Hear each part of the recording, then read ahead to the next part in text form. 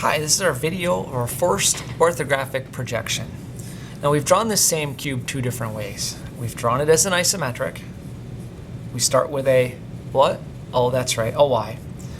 And that creates three views for us. It creates a front, a top, and a right, or any three sides we want. I've also created this as an oblique. Starts with a square, proceeds, and it gives us a front, a top, and a right.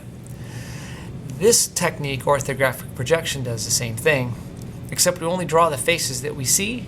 They get separated so that we can place dimensions in, and we can make notations about the part. So here's how we do that. We're going to start with our front, just like we did before, like an oblique. So here's a square, and all we're drawing is the square. And that square, if you look at our cube, has a top and a bottom, a left and a right. Just like our front does, it has a top and a bottom, a left and a right. Then I project up. So I go up like this, really light, because that projects up my left and my right. And I establish somewhere up here at a distance my top. And I know this isn't a perfect sketch. That's okay. We're trying to sketch and see what this looks like. So if I rotate this, there's my top.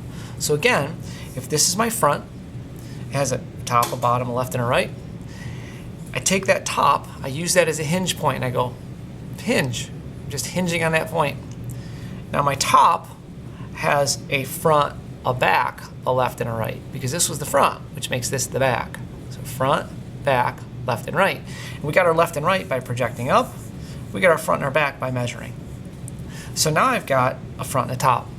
To get the right side, we continue to project. We make a 45-degree line off the top right corner of the total with total height box of the front.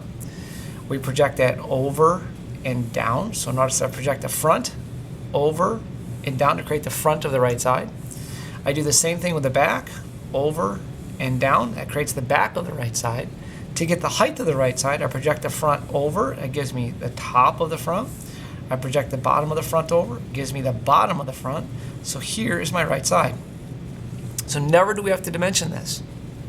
So our right side, if I take a look at my same cube we had before, here's my front. This is my right side of my front. If I rotate this, notice my finger still stays on the front, just like that's the front. So it's the same line. There's the back, because if that's the front, that has to be the back. There's the back. Here's the top and the bottom, top and bottom. It's all done by projection. So very quickly, that's our right side. This is our front. It has a top and a bottom, a left and a right. Our top has a back and a front, a left and a right. And our right side has a top and a bottom, a left and a right. We get the right side by projecting a 45-degree line off the top right corner of our total with total height box, the front view. We project the front over and down. It gives us the front. We project our back over and down. It gives us the back. Project the top over. It gives us our top. The bottom over and gives us our bottom. And that's the essence of an orthographic projection. There's more to come, so stay tuned. And if you have questions, please ask.